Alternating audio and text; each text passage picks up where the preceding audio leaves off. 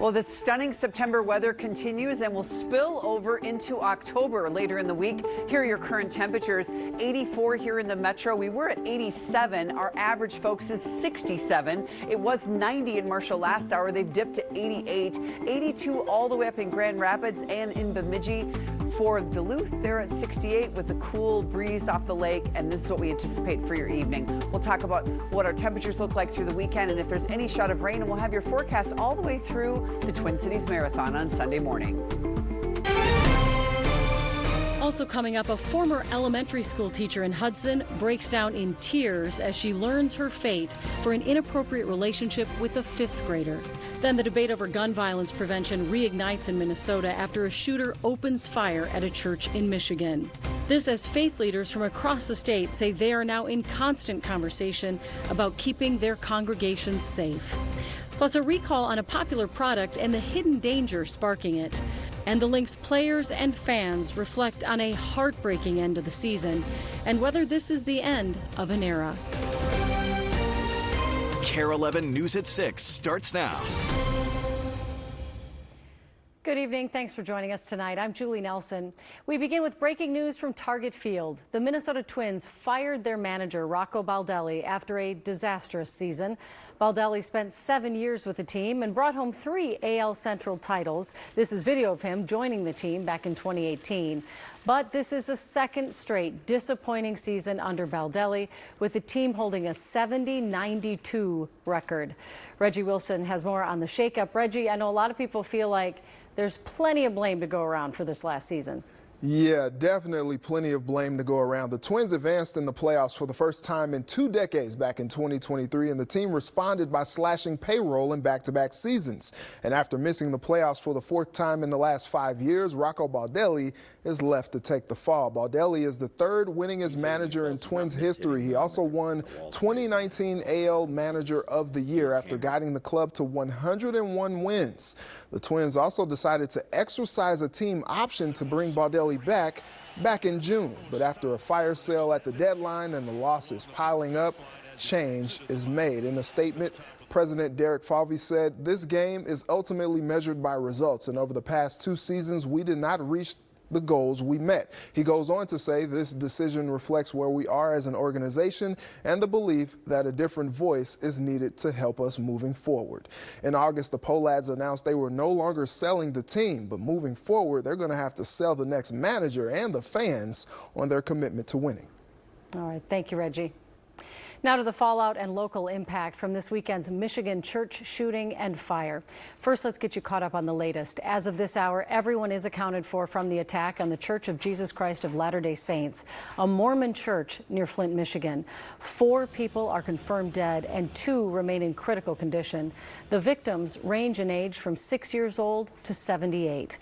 The FBI is investigating this as an act of targeted violence, but have not yet talked about a motive. That shooting in Michigan adds even more urgency to conversations here at home. Gordon Severson is covering security for houses of worship, and Danny Spiewak's at the Capitol with more on the push for stricter gun control. Danny, it's been more than a month since the shooting at Annunciation Church and School. State lawmakers appear to be deadlocked over how they're going to move forward here. Yeah, Julie, this divided legislature here at the Capitol is still deadlocked really over the issue of the assault weapons ban. That is the reason that Governor Walz has not yet called a special session in response to the Annunciation Church shooting. Then this weekend, the governor suggested that perhaps without legislative action, that the voters should be able to decide this issue on a ballot question and a constitutional amendment. But even that faces a difficult path. We have to act now. This weekend, Annunciation Church parents like Brittany Haig, you have the power to act, once again demanded that state lawmakers ban assault weapons and high-capacity magazines. Our children should be safe in school. That is the top priority of Governor Tim Walz. The ability to fire 116 rounds in 90 seconds into a church full of children is something. But after weeks of negotiations, Walz has reached a standstill with the divided legislature. While DFL leaders support an assault weapons ban, it's not clear if their own party even has the votes to pass that legislation with their narrow majority in the Senate. And in the tied House, Republicans have equal influence. That is the sticking point right now. And I think it's going to be public opinion, as it always is. If the legislature won't approve an assault weapons ban, Walz suggested this weekend at the MinPost Festival, a ticketed public speaking event in Minneapolis, that perhaps voters should decide through a constitutional amendment. But even getting a question on the ballot requires legislative approval. GOP House Speaker Lisa Demuth says she's willing to have the conversation, but that, quote, as with all the other Democrat gun ban proposals, we still don't have any public language proposed. Last week, Demuth said her caucus remains focused on other issues like school safety and mental health. Right now in the legislature overall, what I understand is there are not the votes that would support a ban on guns. But unlike in the Senate, House DFL leader Zach Stevenson says every member of his caucus would support a ban. Really, the open question is, are House Republicans, are Senate Republicans willing to meet the moment and take strong action on guns? Speaker Demuth said that she would support some kind of working group in the House of Representatives to talk through some of these proposals, similar to what the Senate did earlier this month. But the DFL House leader, Zach Stevenson, says that there would be no point to that unless Republicans come to the table with some willingness to look at an assault weapons and high-capacity magazine ban. Back to you. All right, thank you, Danny. Gordon Severson's here now. He talked with faith leaders about how they are all working together across faiths, across denominations to try to keep their worshipers safe. Gordon? Yeah, Julie, several faith leaders are working together to push for more funding at the state capitol next session. They're specifically looking for funding to increase security at non-public schools, which are often attached to churches, synagogues, and other places of worship. These recent attacks have also sparked even more conversations and cooperation across many different faiths when it comes to security. At the Jewish Community Relations Council, leaders say they are often meeting with leaders in the Christian, Muslim, and Hindu communities to talk about security. They often share ideas, strategies, and information whenever they come across a possible threat. I think what we see often whenever there's a tragedy and there was some intelligence prior is that the information was siloed, that people weren't talking to each other, right? And so part of our work is breaking down those silos. Now, the head of security at the Basilica of St. Mary says the biggest concern with security is finding that balance between safety and a welcoming environment. They want these places of worship to be open and inviting, but also secure. All right. Thank you, Gordon. Students from Annunciation School in Minneapolis are returning to class full-time this week. As we mentioned, it's been just over a month since the deadly shooting there. Annunciation leaders say while some things will never be the same, things, for the most part, are getting closer to normal for the students. Today, a former elementary school teacher in tears as she was taken into custody moments after pleading guilty to sexual misconduct with one of her 5th grade students. Madison Bergman is now facing up to 12 years behind bars. Lou Ragoose was in the courtroom as she made her plea. Lou? Julie, police found more than 35,000 text messages between Madison Bergman and the 11-year-old boy. They kissed, wrote love letters, and Bergman admits trying to isolate him in a secluded place with intent for sexual contact. What is your plea today? Guilty. 25-year-old Madison Bergman taking responsibility for her part in a crime that has rocked the city of Hudson. Bergman and her friend and fellow 5th grade teacher Abigail Faust, who was going to be a bridesmaid in Bergman's wedding, were both charged with having sexual contact with their students at Rivercrest Elementary. Bergman's attorney Joe Tamburino says she's already undergoing intensive sex offender treatment. She is trying to figure out why she did this, how she would never do this again, and how to make herself a better person and better for society. Also, as the court knows, according to the plea, the state will be asking for a lengthy prison sentence in this case.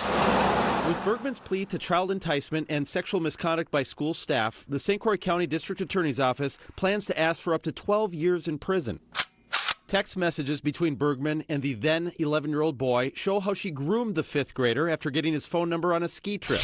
She talks about kissing him and keeping him inside for recess where they would be alone. But her lawyer says the guilty plea was important to Bergman. Not only does she admit guilt, but she also says she is the one responsible, that the victim in this case had no part in whether or not these crimes would be committed, that it was all her choice. Despite that, the judge agreed with the prosecutor that Bergman, who's been free on bail, should be taken into custody and jailed while awaiting her sentencing hearing. This is a case that's been in the public eye. It requires public protection. Ms. Bergman was in a position of power within the school district, used that to an advantage on a student. Now, the attorney for the victim's father sent me a statement this afternoon that says there's nothing that can erase the lifetime of harm caused by Bergman's actions and the acts and failures to act by others. However, this is at least an initial step toward justice, accountability, and closure. Bergman's sentencing hearing is scheduled for December 22nd. Julie? It was such a shocking story. This has made national headlines. I think all of us are nodding along saying, yeah, try to figure out why she did this. And I'm assuming that the attorney in court was just trying to make the point that she accepts responsibility when he said she's saying it's her fault and not the 10 or 11-year-old boy involved. But it does make you just shake your head, Lou. I mean, he was 10 or 11 years old, 35,000 texts. Yeah, it is hard to believe, Julie. Yeah. Well, you mentioned that other teacher in your story facing charges of her own at that same school. You have an update for us on that case as well? That's right, Julie. Abigail Faust worked at the same school as Bergman. She's also accused of kissing one of her 5th grade students. In a separate case in Minnesota, Faust is charged with sexually assaulting 2 teens. Charging documents say that Faust worked as a nanny for one of those boys' families and met the other through him. Both boys told police that the abuse started when they were 15. Faust is due in a Minnesota court for a hearing a week from today. And separately, there's a lawsuit. That's how I got that statement from an attorney. Both of these women are being sued by Bergman's victim. Yeah. All right. Thank you so much, Lou. Well, a first today for MnDOT. During peak construction time, workers across the state held a safety stand down, a pause in their day to honor 2 construction contractors who died last week on the job. In our next half hour, you'll hear more about this unprecedented step to draw attention to safety statewide. Also coming up here at 6, 2 big names in music announced they're coming to the Twin Cities. Plus, not the end of the season we were hoping for, but really proud of the team. a hyped-up season coming to a heartbreaking end for the Lynx. Thoughts from fans and the team ahead on Breaking the News. And in weather, let's take a look at how well we did today. Another very warm day, 20 degrees above average and 2 degrees shy of the record that was set back in 1897. We did top out at 87 today, 57 this morning. The average, there you can see it, 67. The sunset tonight before 7 o'clock. We'll talk about how warm it'll be as we move through the week and toward, of course, the weekend and the marathon on Sunday morning. We'll be right back.